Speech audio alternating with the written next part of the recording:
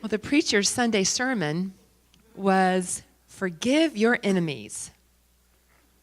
And he asked, how many have forgiven their enemies? And about half the congregation held up their hands. And he repeated the question. He goes, come on now. How many of you have forgiven your enemies? And now about 80% held up their hands. And then he repeated the question again. And all responded, except for one elderly lady. Mrs. Jones, are you not willing to forgive your enemies? I don't have any. Mrs. Jones, that's very unusual. How old are you? 93, she replied. Mrs. Jones, please come down in front and tell the congregation how a person cannot have an enemy in the world. And the little lady made her way slowly down the aisle. And once she got to the front, she turned to the congregation and said, it's easy. I just outlived them all.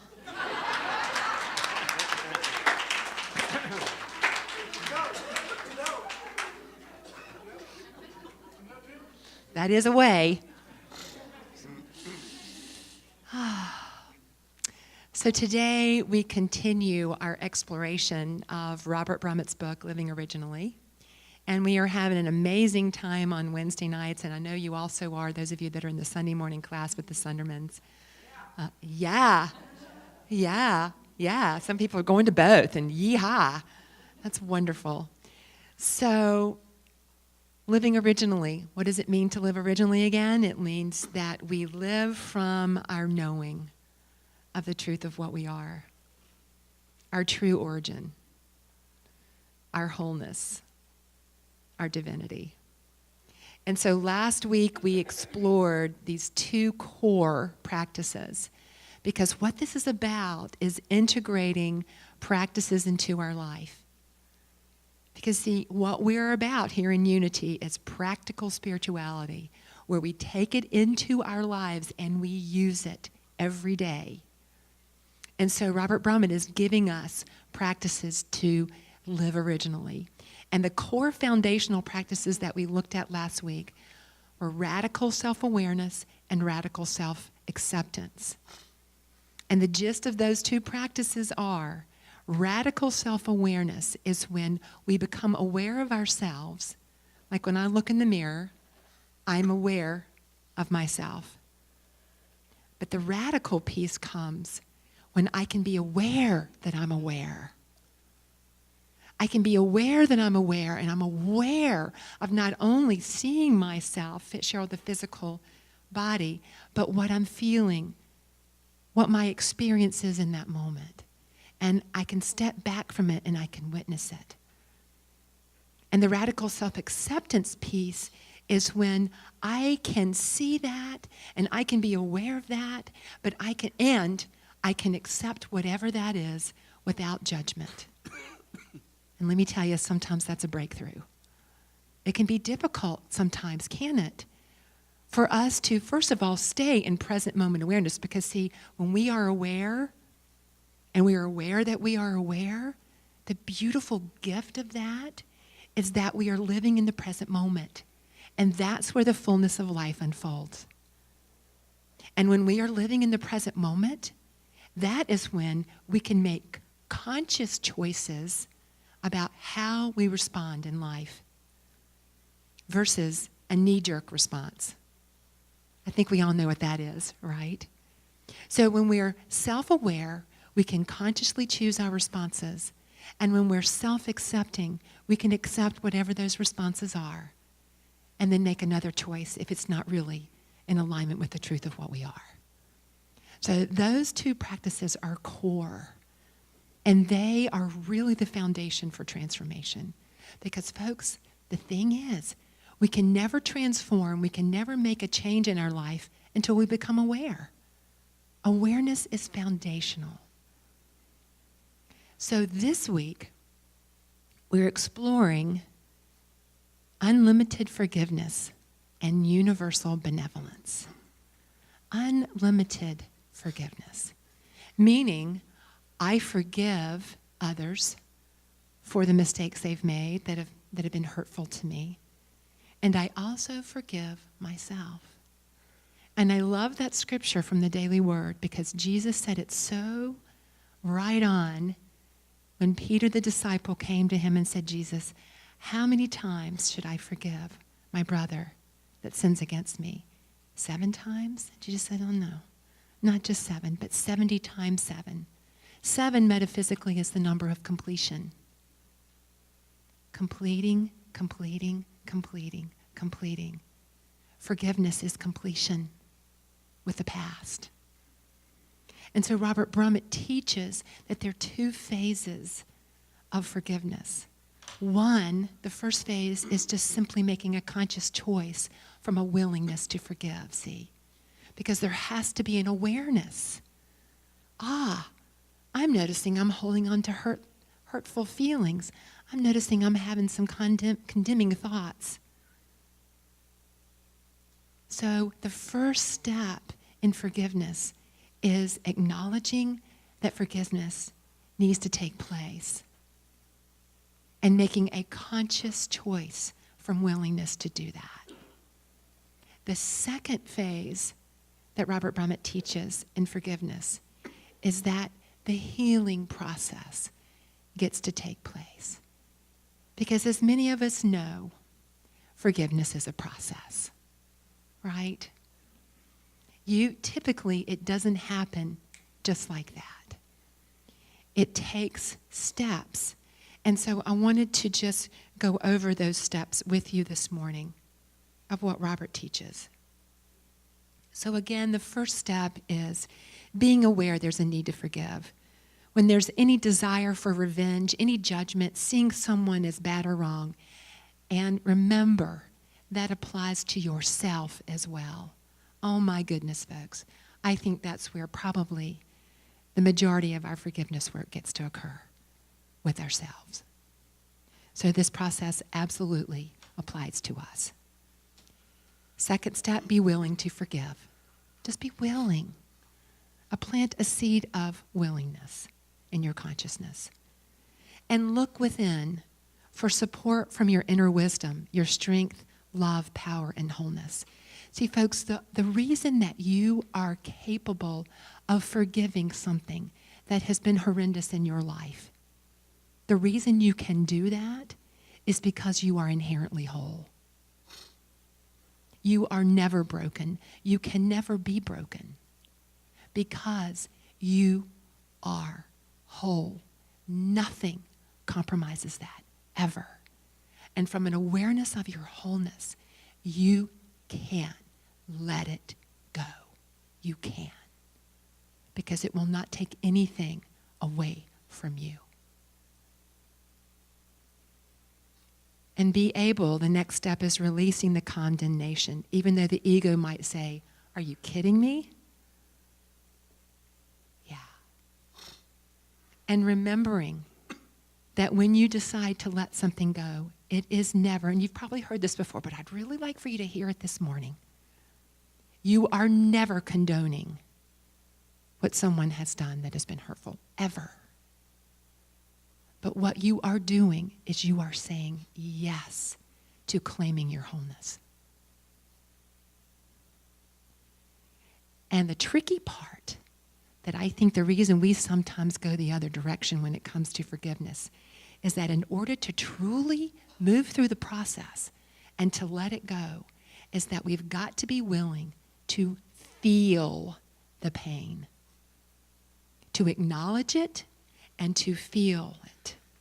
And that is where you get support from people that you know can hold an anchor of knowing with you, that will hold the truth of you without buying in to that ego pull to stop feeling.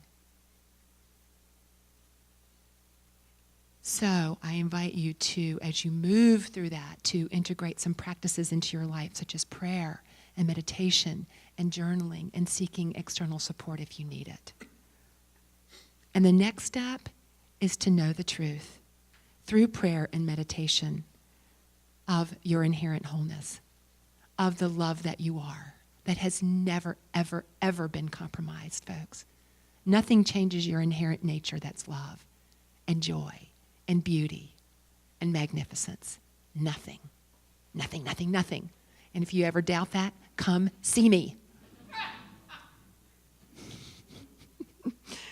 And the last step is repeat those steps as often as possible. And my mantra, if you've ever taken a class with me, is be gentle with yourself, be gentle with yourself, be gentle with yourself. Please be gentle with yourself.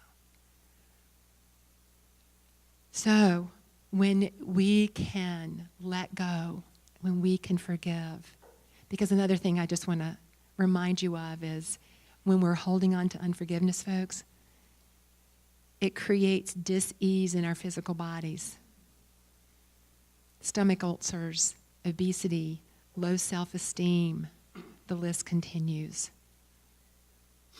It hurts us so much to hold on to the hurts of the past. And we think if we stuff it, it's not really hurting that bad. But you know, it kind of comes out in inappropriate ways sometimes. You know what I mean. And so, know that you can, and if you need support in that process, to reach out. Because the beautiful thing about letting go, about truly forgiving, is that it opens up the space for us to express our true nature, the benevolent beings that we are, that shows up in the form of what Robert Brummett teaches as appreciation, kindness, and generosity. Because, you know, when we're wearing that veil of unforgiveness, it's so difficult for us to really be grateful for what is sometimes.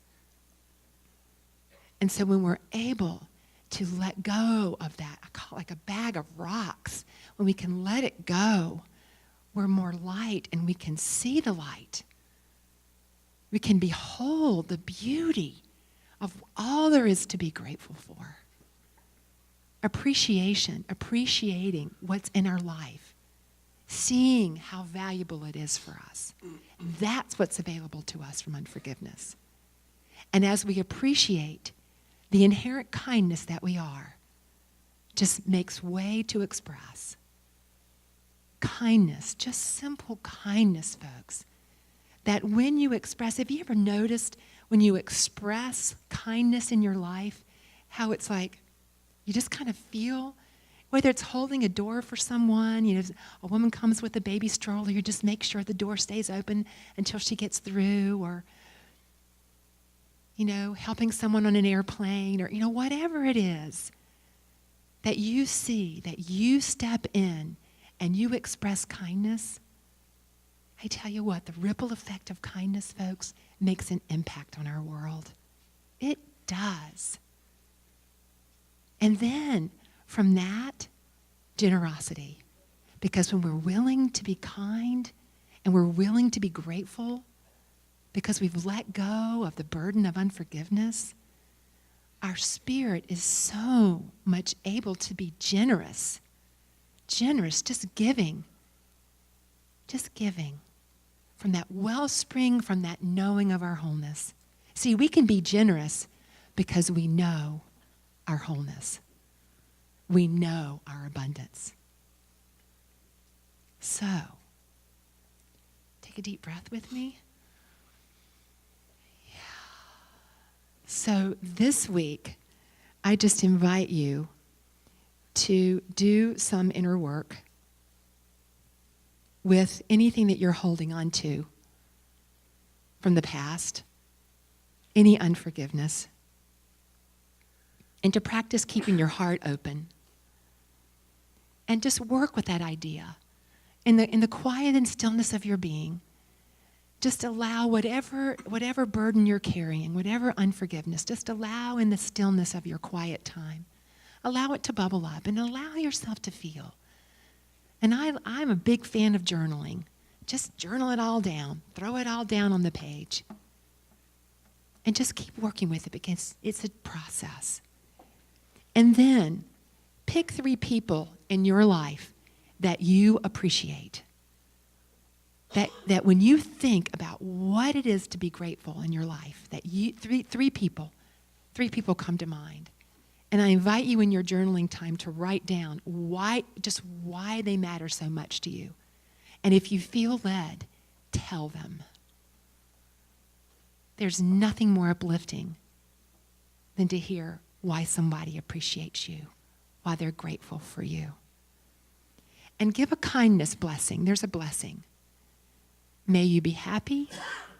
May you be peaceful. May you be prosperous. May you be happy. May you be peaceful. May you be prosperous. Just send out that kindness blessing in the world. When you see somebody on the side of the road with their car or doing something, may you be happy. May you be peaceful. May you be prosperous. And come to the Thanksgiving banquet. You know, this is a shameless plug, but I tell you what, folks, just picture this room filled with tables of people that are filled with gratitude, that have brought their loved ones. And we're seeing this beautiful Thanksgiving, slideshow, and we're able to express to each other as a community what we're grateful for. It's going to be so beautiful. So I hope that you'll come so that we can join together in community and celebrate each other's appreciation. How fun that will be. And the team, they're so cute. They're back there at that table. They are ready to sign you up for any kind of job or ticket or whatever. But that would just be lovely. So let's affirm together. As I give from an open heart, my life transforms. It does. And so it is. And so it is.